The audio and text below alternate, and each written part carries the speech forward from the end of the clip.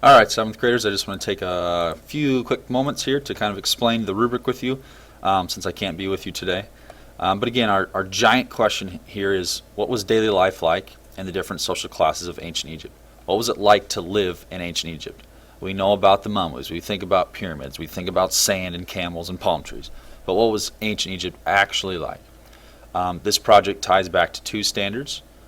First one for your Iowa core history is you're just understanding culture and civilization. So how do people live? What do they believe? What do they do? What's life like? The other one is a writing standard, and the idea is that you can have a question, here again, here it is at the top, and you can research that question to answer it and use different sources to answer your question and then make something. So maybe you're writing a paper, maybe you're doing a project. So in this case, it's a game of some kind. Keep in mind, please, that to answer the big question, your goal is to teach your players. You're teaching through this board game three things. What's daily life like for you? What's your role in ancient Egypt? Basically, what that means is, why are you important? Why does ancient Egypt need you? Why should you be part of ancient Egypt? And then three, what are the challenges or dangers or obstacles or hazards or tough things about being in that social class? Your rubric has 8 parts.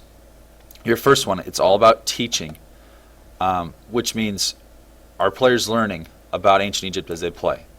Does your game include research? Research is the backbone of your project. So everything is secondary to the research. All aspects of your game should be based on research. That means the cards if you have cards. That means questions if you have questions.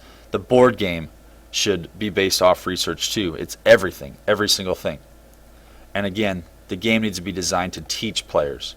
It's not just to have fun. The idea is to teach your players about ancient Egypt. They should be able to be done playing and know something about women and children in ancient Egypt, or the life of pharaohs or priests or whoever your social class is. Next one here, historical accuracy. That just means, does it reflect life in ancient Egypt? Last year I had kids who they used Monopoly pieces. So they had cards, they had an iron, they had like a thimble. In ancient Egypt, you don't have those things. Also, paper money. They don't have paper money. Last year I had kids use Simpson money from some Simpson board game. That doesn't fly. Be careful when you use pictures, because last year I had kids use Persian soldiers and they told me they were Egyptians. No, they weren't. So when you research, you have to be very careful and go actually look at the site, kind of like what we did with our 9/11 project. Paraphrasing. Again, it's very important. We've done this many times this year. There should be no plagiarism at all. To get 4 points, no plagiarism at all. Paraphrase everything that you find with research. You can use those 2 tricks, the look-away method or the recipe method. I have sheets or papers to help you with that if you still need them. Rules. You need some rules and directions for your board game. Otherwise, your players have no idea how to play the game. In order to get 4 points for that category, they need to be typed. They should be perfectly clear. So that means sometimes kids, they have too many rules or they don't have enough, and it just screws up the game and people don't know how to play it. You want to keep them clear and short and specific. They also need to cover every situation that could come up during the game. People should be able to, if they're stuck, they should be able to go look at your rules and know exactly what to do. All right, flip it over, please. Creativity. I'm looking for unique and original games that are different from existing games. For example, last year I had a group, they pulled out a sorry board and they didn't change anything on it. They used the sorry board and that was their game board. So that would qualify as a 1. They stole aspects from existing games. I want to see how creative you can be. So with creativity and originality, that goes with the type of game you pick. If you just do a shoots and ladders, that's not exactly unique and original. It's not bad if you tweak it, but in order to get 4, you need to be completely unique and original. It needs to be your own idea. Attractiveness and quality. It's very easy to see what kids put maximum effort into the project and which kids do a sloppy and boring and uninteresting and unfun project. Very easy to see. So you want your board game to be neat. It should be eye-catching. It should be colorful. It should look brand new. It should be professional, just like something you would buy at a store.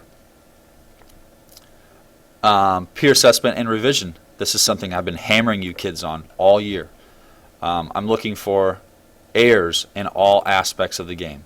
Cards, board, game pieces, rules, everything. Okay? You will have time in class to peer evaluate and then self-evaluate. Finally, your works cited page. You need to use at least 4 sources. At least one of them needs to be a book. I've got a bunch of ancient Egypt books in my classroom that will help you out tremendously. You just got to use them. Again, you'll use EasyBib to cite your sources. And if your group is stuck, you can watch that video on my website. But I think the main thing here is use each other. Use each other to have a nice looking project. And please, please, please make sure you use this rubric as you work.